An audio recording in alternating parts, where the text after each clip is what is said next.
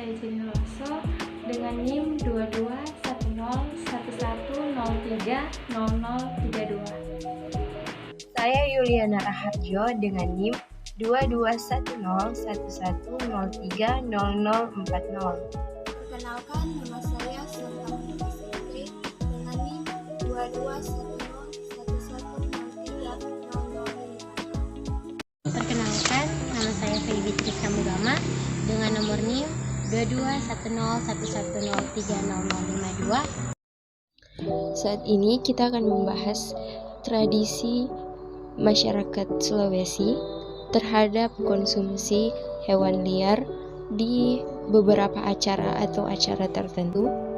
Dari beberapa pulau di Indonesia, Sulawesi memegang peranan penting dalam sejarah alam kawasan Wallacea.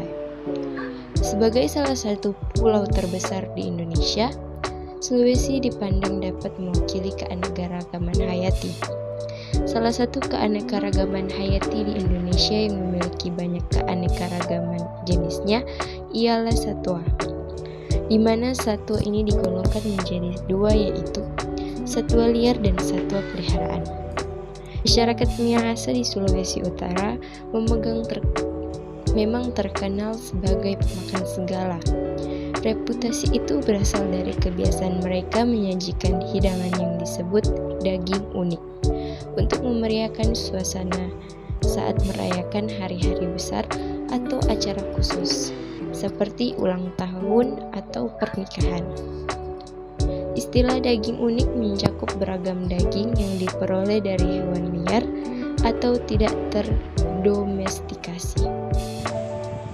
Selain dikonsumsi oleh masyarakat, hewan liar ini juga digunakan untuk perdagangan, di mana perdagangan hewan ini terkait pada bentuk ancaman, berantai berupa pemburuan satu untuk kepentingan konsumsi dari masyarakat, adat ataupun budaya dalam masyarakat di daerah-daerah tertentu.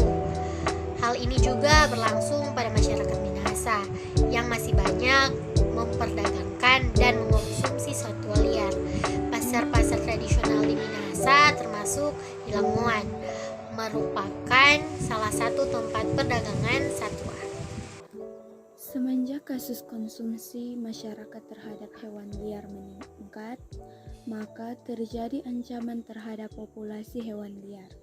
Menurut data-data yang kami dapat dari organisasi konservasi independen terbesar di dunia atau Dana Satwa Liar untuk Alam, menyebutkan bahwa angka populasi satwa liar telah merosot cepat dan menunjukkan data yang mengejutkan, yakni turun 68% dari tahun 1970 hingga saat ini. Nah, penurunan serius dalam populasi spesies hewan liar ini merupakan indikator bahwa alam sedang terurai dan bahwa planet kita menunjukkan tanda peringatan bahayanya terhadap kegagalan sistem. Dampak yang ditimbulkan dari mengonsumsi hewan liar ini adalah tidak baik untuk kesehatan, seperti terkena penyakit virus corona yang disebabkan dari hewan liar sampai saat ini.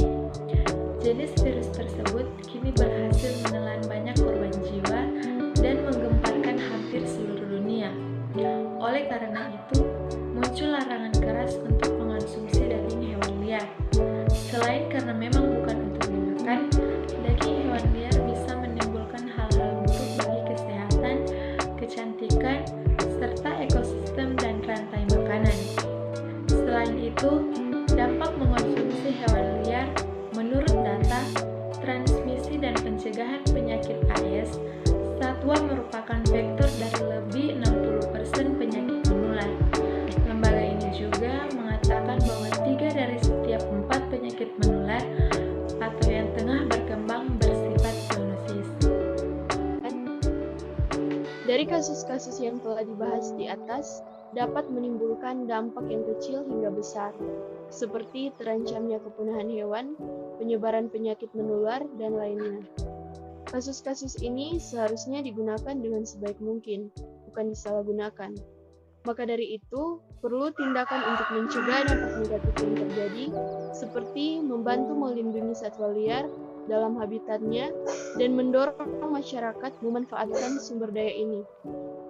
Penelitian menunjukkan bahwa penduduk kota tidak bergantung hanya pada daging satwa liar sebagai sumber protein, karena banyak sumber lain tersedia. Sekian presentasi dari kelompok kami. Jika ada kesalahan, salah kata,